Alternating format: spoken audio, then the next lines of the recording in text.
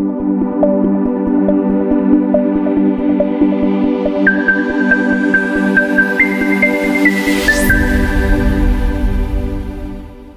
Guys, नमस्कार। लक्ष्य PSC academy के इस ऑनलाइन प्लेटफॉर्म में आपका पुनः स्वागत है। आज हम सॉल्व करने वाले हैं सीजीटीईटी 2022 में जो 18 सितंबर को जो परीक्षा हुआ था पेपर 1 क्लास 1 टू क्लास 5 के लिए, उसके पेडागोजी और बाकी जो चाइल्ड डेवलपमेंट के प्रश्न हैं उनको हम सॉल्व करेंगे 30 प्रश्नों को। क्योंकि वीडियो लंबा ना बने इसलिए मैं शिफ्ट करके इसके मॉडल आंसर आपको प्रोवाइड कराऊंगा, उपलब्ध कराऊंगा। तो ये शिफ्ट में आपको उपलब्ध होगा। ये जो है सीजीटीईटी 2022 का प्रश्न पत्र है, फर्स्ट पेपर का, पेपर 1 के लिए ये प्रश्न पत्र है, जिसमें 30 प्रश्नों को आज हम पेडागोजी के सॉल्व करेंगे। और सभी जो आंसर लिए गए हैं वो ऑथेंटिक सोर्स हैं। अभी मॉडल आंसर जारी नहीं किया गया है व्यापम के द्वारा, लेकिन जो मैं आंसर उपलब्ध कराऊंगा पूरे ऑथेंटिक सोर्स, मानक सोर्स के साथ उपलब्ध कराऊंगा आपको। तो चलिए देखते हैं, ज्यादा देर न करते हुए प्रश्नों को सॉल्व करते हैं। पहला पार्ट है जिसमें 30 प्रश्न है। पहला प्रश्न क्या बोल रहा है? स्मृति स्तर और समझ स्तर के शिक्षण मॉडल के सिंटैक्स में कौन सा चरण प्रमुख है? Which step is prominent in the composition of teaching model of memory level and understanding level? योजना, अन्वेषण, सामान्यकरण, प्रस्तुतिकरण, planning, exploration, generalisation and presentation. तो इसका आंसर आएगा प्रस्तुतिकरण अर्थात प्रेजेंटेशन, इसका सही उत्तर होगा। ठीक है, ऐसे ही 30 प्रश्नों को हम करेंगे और ये सॉल्व करने के बाद इसका जो पीडीएफ है सही आंसर लगा हुआ, मैं अपने टेलीग्राम चैनल लक्ष्य विद भावेश गजपाल में उपलब्ध करा दूंगा। ये नाम सर्च करिएगा टेलीग्राम में या यूट्यूब में, आपको मिल जाएगा ये। ठीक है, चलिए डिस्क्रिप्शन बॉक्स में भी टेलीग्राम का लिंक डला हुआ है। बढ़ते हैं अब हम दूसरे प्रश्न की ओर। दूसरे प्रश्न को हम देख लेते हैं। क्या बोल रहा है? पियाजे के सिद्धांतों में एक प्रक्रिया जो धारणाओं और अनुभव के बीच, पुराने और नए के बीच संतुलन बनाने वाली क्रिया को जाना जाता है। ठीक है, तो आत्मसातीकरण, समंजन, ज्ञान भंग, अशांति, संतुलन। क्या होगा इसका उत्तर? इन Piaget's theory, a process which is the balancing act between the old and the new between perception and experience known as। तो क्या होगा? assimilation, accommodation, knowledge, disturbance and equilibrium। तो इसका आंसर होगा assimilation अर्थात आत्मसातीकरण। ठीक है, ये इसका उत्तर होगा। चलिए बढ़ते हैं अगले प्रश्न की ओर, प्रश्न क्रमांक 3 की ओर। शिक्षक भर्ती की जो वर्ग 3, वर्ग 2 जिसे असिस्टेंट टीचर कहेंगे, साथ ही लेक्चरर के जो पेडागोजी के पोर्शन है, बाल विकास एवं शिक्षा शास्त्र के जो पोर्शन है, उनकी क्लासेस चालू हो गई हैं। इसका एक डेमो वीडियो मैंने डाल रखा है, आप वहां से देख सकते हैं। साथ ही टेलीग्राम चैनल में भी आपको लिंक मिल जाएगा, उसका पीडीएफ भी मैंने डाल रखा है। चलिए देखते हैं प्रश्न क्रमांक 3 को। निम्नलिखित में से किसने अधिगम का सिद्धांत प्रतिपादित नहीं किया है? Thorndike, Skinner, Kohler, B S Bloom. Whom of the following has not propounded the learning theory?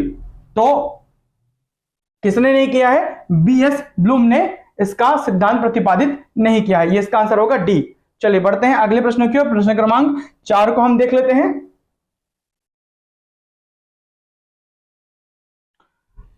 यह कहा जाता है कि विकास एक कभी ना समाप्त होने वाली प्रक्रिया है, इसे निम्नलिखित में से किसके द्वारा परिभाषित करती है? ठीक है, तो अंतःक्रिया का सिद्धांत, निरंतरता का सिद्धांत, अंतःसंबंध का सिद्धांत या एकीकरण का सिद्धांत?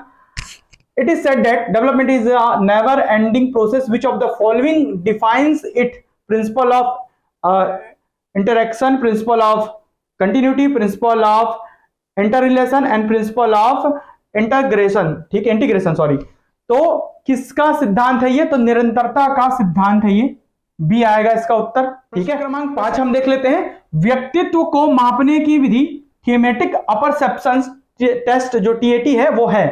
तो व्यक्तिनिष्ठ तकनीक, वस्तुनिष्ठ तकनीक, प्रक्षेपण तकनीक, प्रयोगात्मक तकनीक, subjective technique, objective technique, projective technique, experimental technique, तो इसका उत्तर होगा प्रोजेक्टिव टेक्निक अर्थात प्रक्षेपण तकनीक, चित्रों के माध्यम से, है ना, इसमें उपयोग किया जाता है। तो ये इसका सही उत्तर होगा। चलिए देखते हैं आगे। वैसे तो इंटरनेट में, यूट्यूब पे आपको बहुत सारे मॉडल आंसर मिल जाएंगे, पर ये पूरा ऑथेंटिक सोर्स है, इसको तैयार करने में भी समय लगा है। चलिए देखते हैं, पीयर रेटिंग से आप क्या समझते हैं? एक मूल्यांकन उपकरण जिसमें किसी व्यक्ति के कार्य का मूल्यांकन अन्य सदस्यों द्वारा किया जाता है। यह पीयर ग्रेडिंग के समान है। साथियों की रेटिंग कोई भी कर सकता है, या कौशलों का एक कठिन मूल्यांकन। तो ये इसका उत्तर क्या होगा? What do you understand by the peer rating?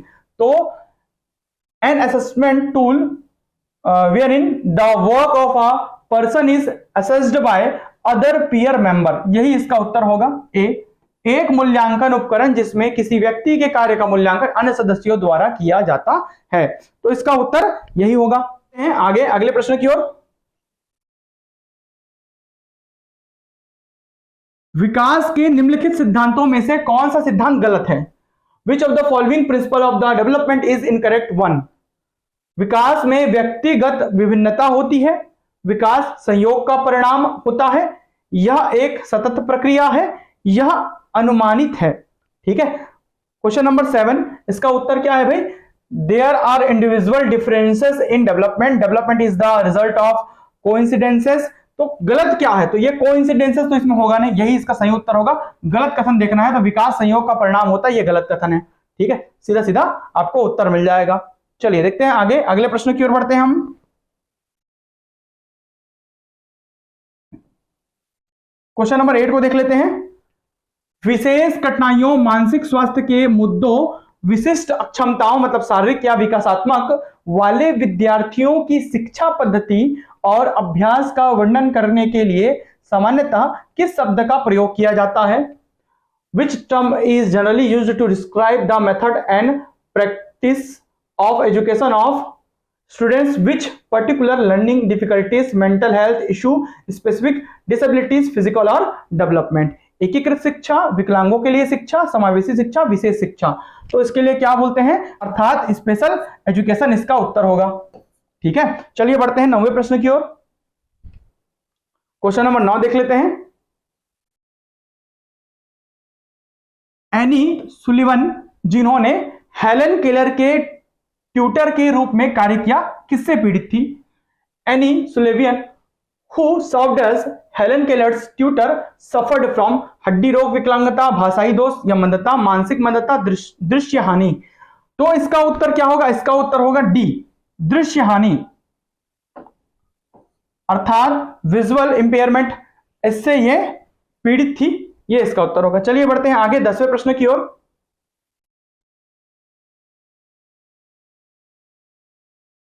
Question number 10 देखते हैं हम।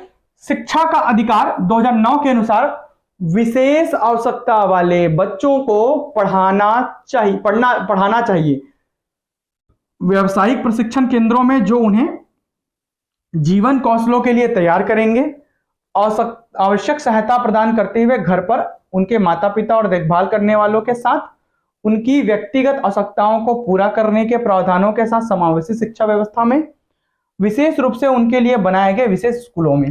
ठीक है, तो according to right to education act 2009, children with special need should study, कहां पढ़ाना चाहिए उनको? तो इसका उत्तर होगा सी, उनकी व्यक्तिगत आवश्यकताओं को पूरा करने के प्रावधानों के साथ समावेशी शिक्षा व्यवस्था में उन्हें पढ़ाना चाहिए।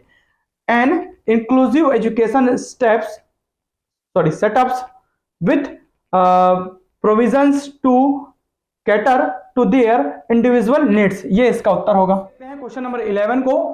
पियाजे के अनुसार संज्ञानात्मक विकास की दूसरी अवस्था है ना, संज्ञानात्मक विकास cognitive development. According to the पियाजे the second stage of the cognitive development, संवेदी प्रेरक अवस्था या काल, औपचारिक संक्रिया काल, प्राक संक्रिया काल या मूर्त संक्रिया काल।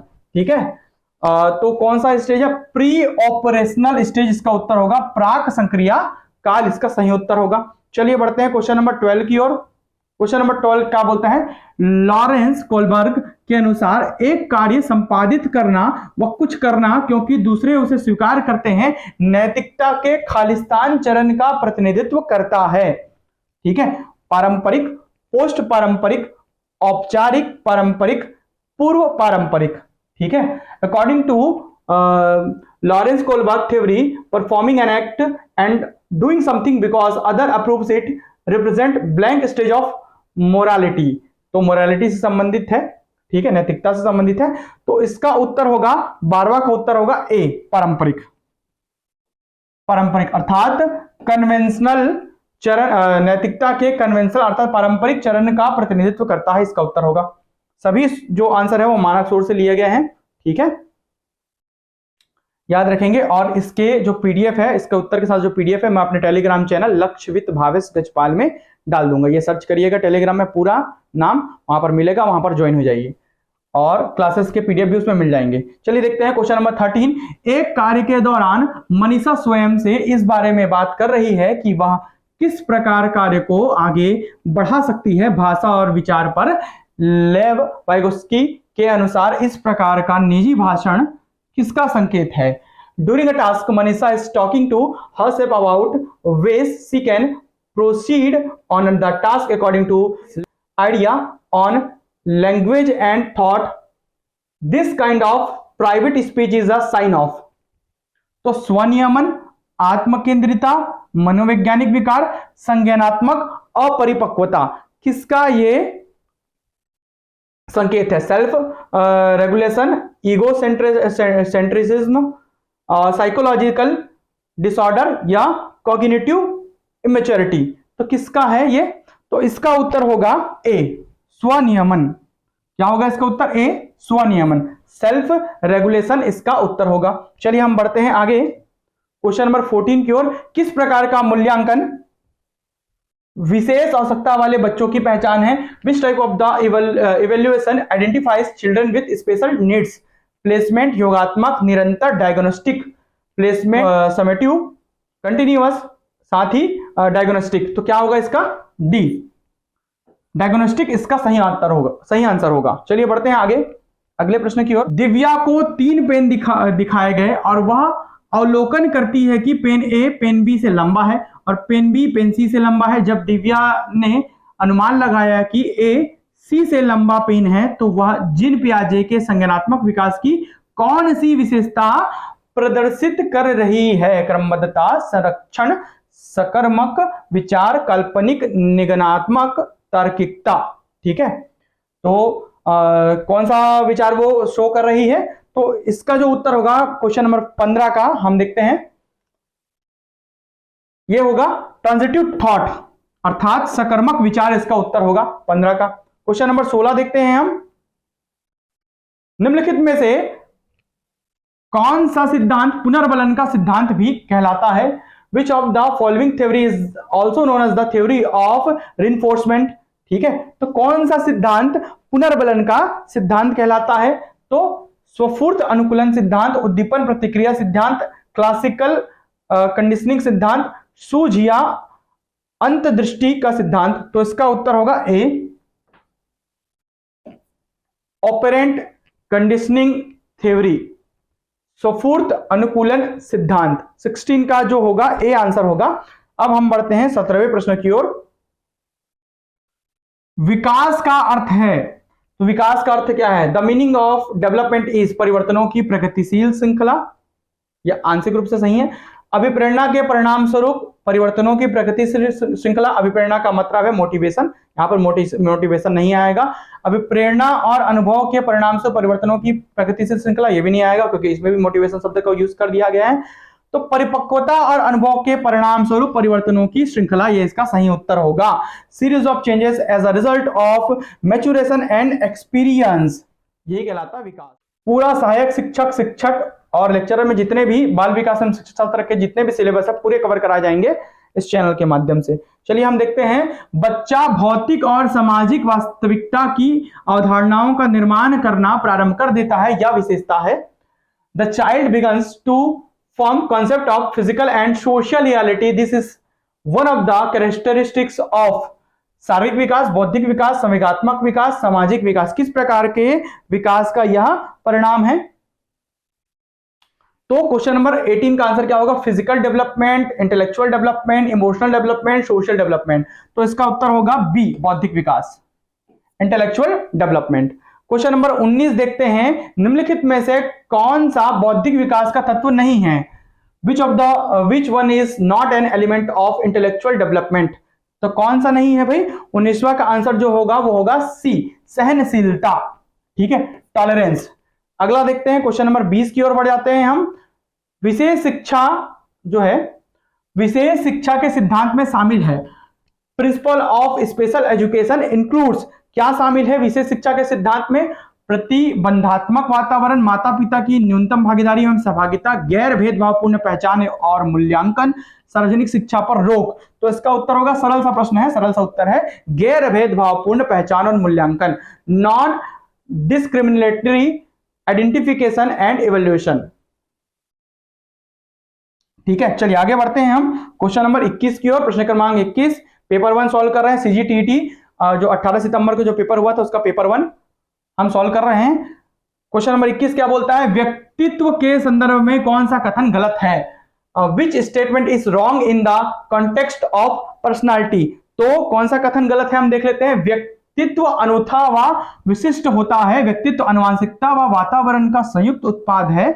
व्यक्तित्व व्यक्ति के अवचेतन और अचेतन व्यवहार में फैला हुआ है। व्यक्तित्व केवल व्यक्ति के बाह्य रूप तक सीमित होता है।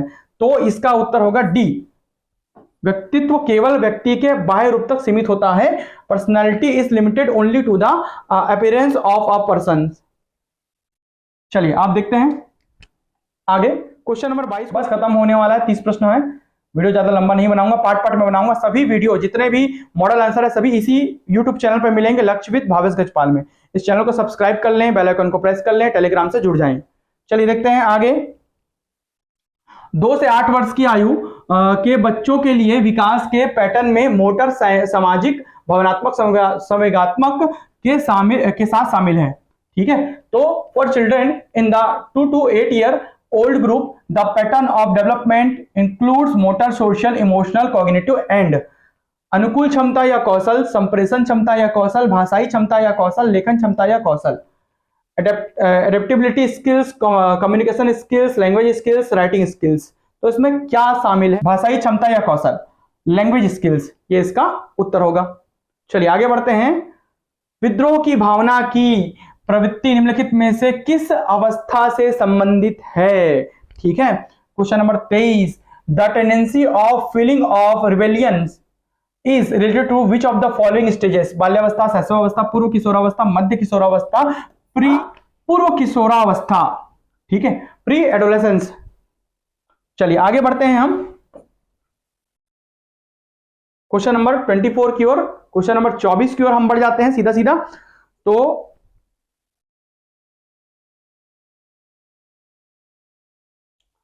ट्वेंटी क्या बोलता है भाई? विशेष शिक्षा में न केवल विकलांग छात्रों को शामिल किया गया है बल्कि इसमें निम्न भी शामिल है। Special education does not only encompasses students with disabilities, it is also made up of।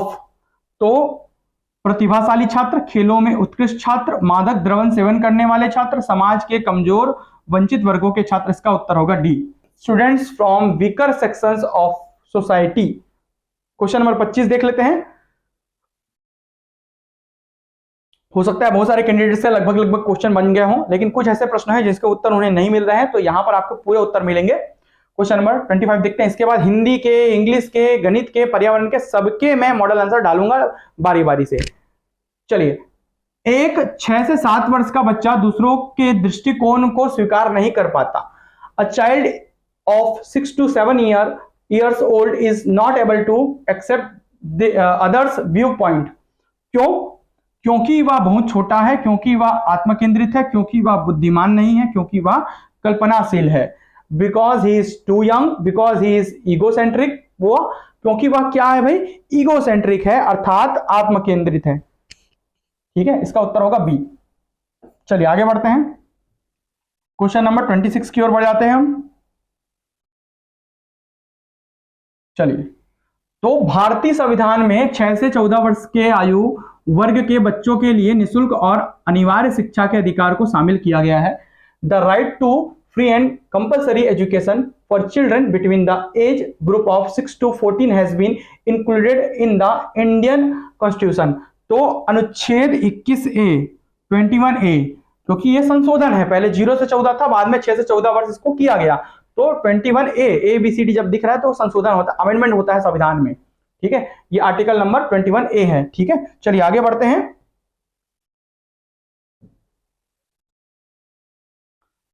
हम देखते हैं क्वेश्चन नंबर 27 की ओर बढ़ जाते हैं। क्या बोल रहे हैं 27? मोटर विकास में व्यक्तिगत विभिन्नताएं होती हैं, फिर भी मोटर विकास का क्रम खालिस्तान से खालिस्तान तक होता है। There are individual variations in the rate of motor development, yet the sequence of motor development is from to blank to blank। तो क्या होता है इसका जो उत्तर होगा वो होगा सकल मोटर विकास से ठीक मोटर विकास, अर्थात gross motor development to fine motor development, इसका उत्तर होगा बी होगा। चलिए आगे बढ़ते हैं, हम क्वेश्चन नंबर 28 की ओर बढ़ते हैं। निम्नलिखित में से कौन एक बच्चे के सामाजिक विकास को प्रभावित करने वाला व्यक्तिगत कारक नहीं है, ठीक है। Which of the following is not a personal factor affecting social development of a child, ठीक है। Peer group, health, emotions, intelligence, साथी समूह, स्वास्थ्य, संवेग, बुद्धि। साथी समूह इसका उत्तर होगा, पीयर ग्रुप इसका उत्तर होगा। चलिए आगे बढ़ते हैं।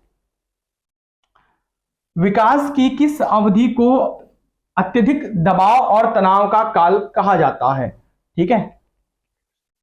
तो जाहिर सी बात है, सबसे सरल उत्तर है ये, किशोरावस्था को ही कहा जाता है सबसे अधिक दबाव और तनाव का काल, ठीक है। ये पढ़ाया भी हूं मैं आगे कक्षाओं में। चलिए आगे बढ़ते हैं, एकदम घुमावदार क्वेश्चन है। नैतिक विकास को परिभाषित करने वाले मनोवैज्ञानिक, the psychologist who define moral development. अधिकतर लोग इसमें पावलोव लगाएंगे, ठीक है, तो इसका उत्तर होगा जीन पियाजे, सी इसका सही उत्तर होगा जीन पियाजे, मॉडल आंसर में आप देख सकते हैं, ठीक है। तो इस प्रकार ये 30 प्रश्न चाइल्ड डेवलपमेंट एंड पेडागोजी के अर्थात बाल विकास एवं शिक्षा शास्त्र के यहाँ पर समाप्त होते हैं। इसके बाद हिंदी के और अन्य सब्जेक्ट के वीडियो भी डालेंगे, पूरे मेरे यूट्यूब चैनल में बने रहें। साथ ही यदि वीडियो पसंद आता है वीडियो को लाइक जरूर कीजिए, अपने जरूरतमंद दोस्तों तक स्टेटस वगैरह में शेयर कीजिए ताकि उनको भी लाभ मिल सके। साथ ही कक्षाएं प्रारंभ हो गई, कक्षाएं के लिए अधिक जानकारी के लिए आप टेलीग्राम चैनल से भी जुड़ सकते हैं। वीडियो में अंत तक बने रहने के लिए बहुत बहुत धन्यवाद।